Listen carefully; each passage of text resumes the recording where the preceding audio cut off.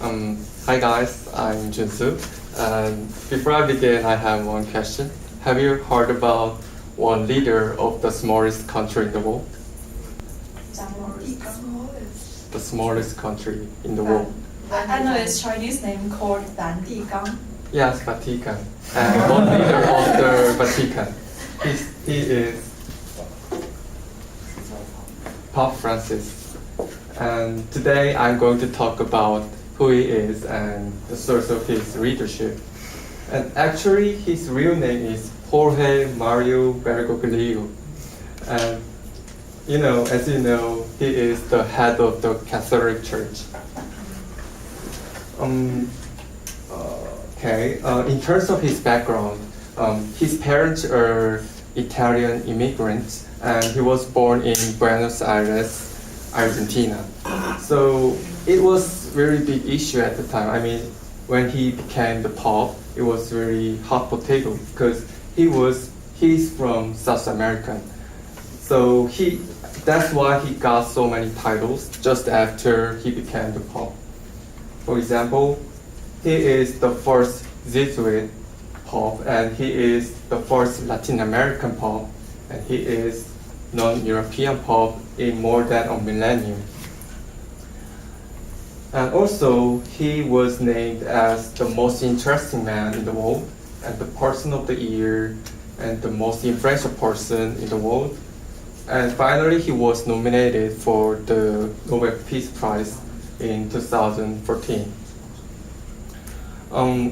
After all, you may think that he is really brilliant and he's really special. He's not like us, but actually he isn't. He is totally the same like us because of his leadership style. And the first keyword that I want to talk about is normal. As you know, he is the Pope, but before he became the Pope, can you guess what it was, like what he worked as something? What he worked as? Can you guess? Yes, I will explain. Actually, he worked as a chemical tester. Can you believe it? And moreover, he worked as a nightclub bouncer and janitor, which means he was a security guard at the nightclub. Kind of doorkeeper. He was a doorkeeper. Can you believe it? Many people, when he mentioned about his past, many people were really disappointed in.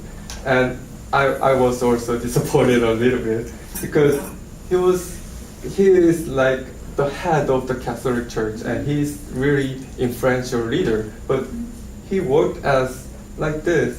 So many people were really disappointed, but he just mentioned that, he just wanted to say that nobody else is different. That's the point. The point is each individual is special. So everyone is just normal. We are the same. We are totally the same. And this attitude allowed him to become more intimate to all of us, and it also became the source of his leadership. Next, take a look at this picture. Can you guess what it is? The left guy is previous Pope, and right guy is Pope Francis. Can you guess what it is? The second point that I want to talk about is humility. He's really humble. So when he became the Pope, usually Pope has to choose their kind of items, kind of personal clothes and accessories, and he chose silver ring instead of gold ring that was used by most previous popes, and he chose white cape instead of gold or red one. He chose silver cross instead of gold cross, and he just wear ordinary black shoes instead of really luxury items. And moreover, before he became the Pope, he used to take a public transportation, and he even paid his own hotel bill just hours after being chosen as a Pope. It's amazing. And so consequently, it enabled many people to trust him because it is his personality and it's kind of his leadership style, I guess. The last thing that I want to talk about is empathy.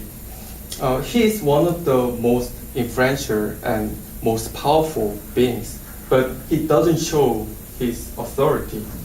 Instead, he empathizes with people, feels the same way, and tries to understand their emotion. There's another example. Do you know what this flag is? Yeah. When it comes to LGBT people, he doesn't force his religious philosophy on them. That means he wanted to protect every kind of minorities from their discrimination.